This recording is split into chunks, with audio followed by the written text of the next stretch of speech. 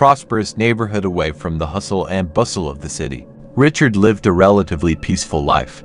His father's demanding job often took him far away, and Richard longed for the precious hours spent together on weekends. On a chilly Friday evening just a few months ago, a series of events had taken place that had forever changed his perception of a quiet suburban existence. That evening, Richard's friend, Zach, had come over for a sleepover. They had spent most of the night working on a history project that had been keeping them up all night, but the work was almost done and they tossed their textbooks aside and started goofing around. Laughter and jokes filled the room as they played Xbox, seemingly oblivious to the world around them. Around 9 o'clock in the evening, Richard's mother entered the room, diligently working in the kitchen. She looked at the teenagers with a warm smile and announced, "Boys, I need to go into town right away. It's about a 30-minute drive. Can you two manage here by yourselves?" Richard and Zach exchanged quick glances and nodded in agreement. "Of course, Mom. We'll manage. Just come back soon," Richard assured her. With those words, she walked out of the house, leaving the boys to themselves. They continued to play and chat, enjoying the newfound sense of freedom that comes from being alone in the house for a while. However, as the evening progressed and the shadows outside grew longer, an eerie feeling began to creep into the room. At first it was a faint noise, almost imperceptible, similar to the distant rustling of leaves. Richard and Zach exchanged perplexed glances, but ignored it, figuring it was the wind or some other benign source. As the minutes passed, the noise continued, growing louder and more insistent. It was coming from the window overlooking the backyard. Richard had 2 dogs, and he assumed they were the cause of the strange noise. They were known to chase squirrels and rabbits in the yard, making a lot of noise. However, this noise was not like their usual antics. There was a sense of urgency, as if someone was struggling or fumbling. The boys exchanged concerned glances, their playful laughter turning to tense whispers. They decided to figure it out and cautiously approached the window. As they approached, the rustling became more and more distinct, accompanied by faint grunts and labored breathing. Anxiety gripped Richard and Zach, and they glanced around apprehensively. The decision to open the blinds and look outside was not made immediately. With trembling hands they slowly lifted the blinds, revealing what they saw. Their hearts raced as they saw the shocking sight before them. There was a bleeding man lying on the ground just below Richard's bedroom window, his face contorted in pain and suffering. Blood stains blurred on the grass and tattered clothes added to the grim picture. Richard and Zach recoiled from the window in panic, their minds blurred with shock. "What the hell are we going to do?" Zach whispered. "We should call Mom," replied Richard, fumbling for his phone. They quickly dialed her number, their voices shaking as they recounted the scary find. Parking the car, Richard's mother hurried home, her heart in her throat. The boys met her at the front door, frightened and on the verge of tears. Together they walked cautiously out to the backyard where the injured man lay.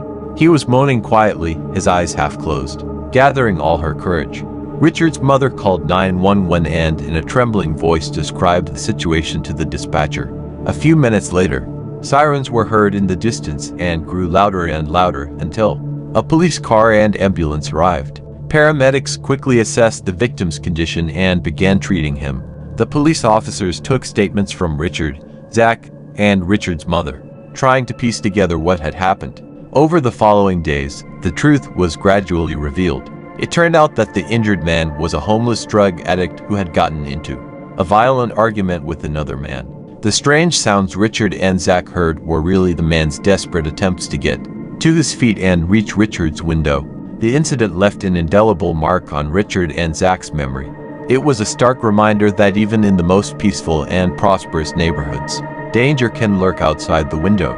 Their quiet life in the suburbs was forever changed, and they would always remember that fateful Friday night when their innocence was shattered by a terrifying encounter with the dark side of the world.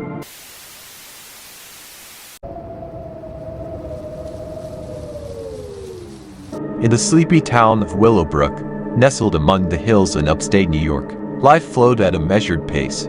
The story begins on a cool fall evening. The sun has dipped below the horizon, casting long shadows.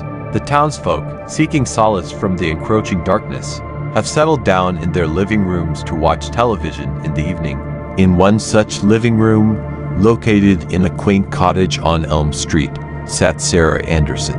She was a woman in her 30s with warm hazel eyes and blonde hair that framed her face. In soft waves, Sarah was a person of habit, and her evening routine always included watching her favorite crime drama on television. The series was her secret pleasure, an exciting escape from Willowbrook's ordinariness. Sitting on the cozy couch and never taking her eyes off the screen, Sarah felt a strange sense of unease hovering in the air. The TV characters were arguing heatedly, their faces contorted with anger. But then, as if the world itself had frozen in time, the image on the screen suddenly froze. There was a loud, disturbing rumble that sent shivers down Sarah's spine. Her heart raced as the hum grew louder, drowning out all other sounds in the room. She leaned closer to the television, her eyes widening with fear and confusion. And then, as if from the depths of hell itself, a blood-chilling scream burst through the airwaves. "I hate you," screamed a voice full of rage and anguish. Sarah's hands trembled and she clutched the remote control, desperately trying to turn off the TV, but the voice wouldn't stop. It was as if it had taken over all the air in the room.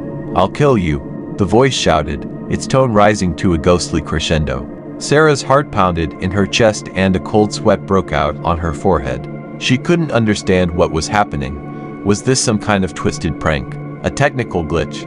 Just when she thought she couldn't take it anymore, the room plunged into darkness. The humming stopped, and the terrifying voice fell silent. Sarah gasped, fumbling for her flashlight and phone. The anxiety she felt was hard to put into words. A minute later, the lights came back on, and the TV was showing her favorite cartoon from her early childhood as if nothing had happened.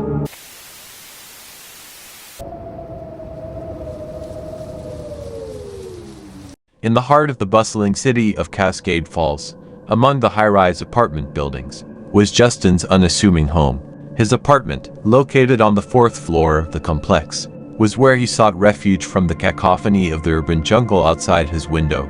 He didn't yet know that one fateful night would forever shatter the tranquility of his life. As the clock struck midnight, Justin lay in his bed, shrouded in a thin shroud of sleep.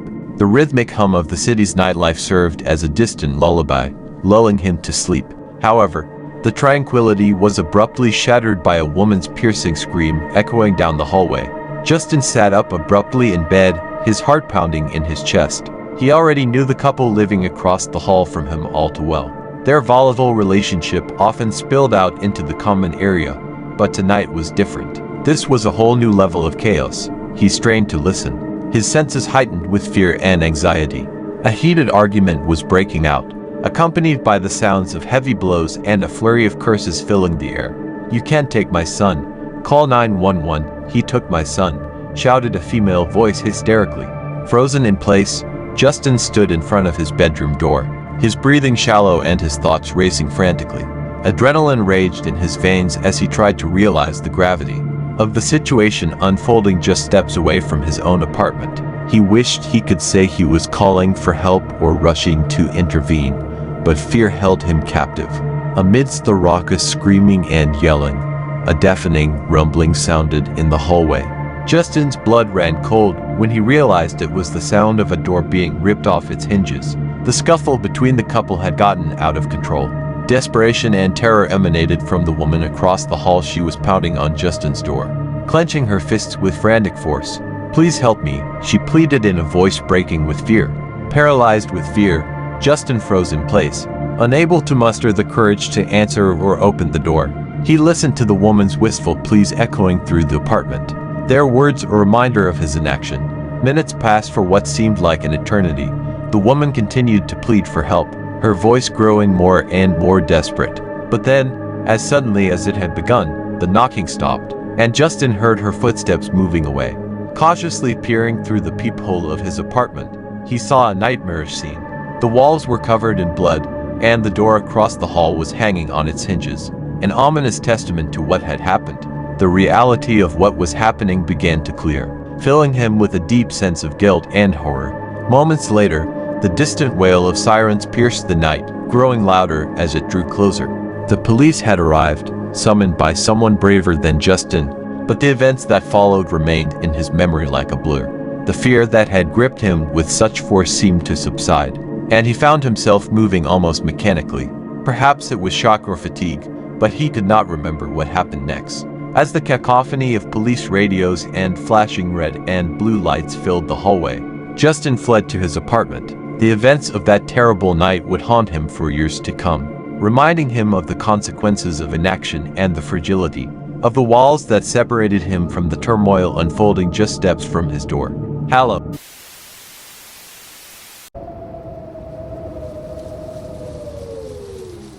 In one quiet town, amidst a serene landscape of tall trees and manicured lawns, stood a row of townhouses. Among them, one townhouse always attracted the attention of passers-by with its unique feature, the skylight that adorned its living room. This architectural marvel allowed natural light to flood the house during the day and offered a mesmerizing view of the starry night sky as the sun dipped below the horizon. One fateful evening, the tranquility was shattered by a violent hailstorm. The fury of the storm relentlessly pelted the townhouse complex with golf ball-sized hailstones. Residents of the complex watched in horror as their cars and rooftops took the brunt of the elements. Among the storm's victims were several cracked skylights, including one in a townhouse that had a spectacular view of the sky. As night fell, Laura, a young woman with a penchant for solitude, found herself alone in her townhouse. Her husband, Michael, was away on a business trip, leaving her in the cozy home to weather the storm's aftermath. Laura, a lover of the outdoors, had always treasured the tranquility of her home, especially the skylight, which seemed to her like a portal to another world. Curled up on the couch with a cup of warm tea, she sought solace in the evening news. The familiar faces of the news anchors flashed across the television screen, and Laura turned her attention to the weather report. They were discussing the hail damage and the upcoming repairs that needed to be made throughout the city. Then, as if a shiver ran down her spine, Laura watched in disbelief as the news anchor's accent shifted. The anchorwoman's voice grew more somber as she began to recount a series of burglaries that had recently occurred. Particularly disturbing was the manner in which these crimes had been committed. Thieves had entered homes through skylights. Laura's heart raced as she listened intently, and fear gradually gripped her. Unable to resist, she glanced at the cracked skylight overhead, feeling a gnawing sense of vulnerability. The news showed surveillance footage of a shadowy figure, whose identity was obscured by the darkness, descending through the broken skylight. Just 5 minutes later, as the coverage continued, Laura's worst fears came true. A beam of light pierced the darkness of her living room, flickering haphazardly under the ceiling. She froze, her heart pounding in her chest, when the ominous sound of footsteps came from above. With trembling hands, Laura reached for the phone and dialed 911, describing the situation to the dispatcher in a shaky voice. Panic spilled through her veins and she locked herself in the bathroom, her breathing becoming shallow and rapid. "I think there's someone on the roof," she whispered, her voice shaking. "I saw a flashlight and heard footsteps." The dispatcher assured her that help was on the way, but every second seemed like an eternity. Laura braced herself against the phone, keeping her eyes on the bathroom door as if expecting an intruder to burst in at any moment. Minutes passed that seemed like hours, and then the front door swung open with a crash. Laura cried out, tears streaming down her face. She was sure that a burglar had broken in. She could hear her own heart pounding in her ears and begged the dispatcher to hurry. But then, to her shock and relief, a familiar voice called out, "Laura, it's me, it's Michael." Tears of relief mixed with her earlier terror. Laura unlocked the bathroom door and threw herself into her husband's arms. Michael hugged her tightly, explaining that he had come home early due to concerns about the aftermath of the hurricane.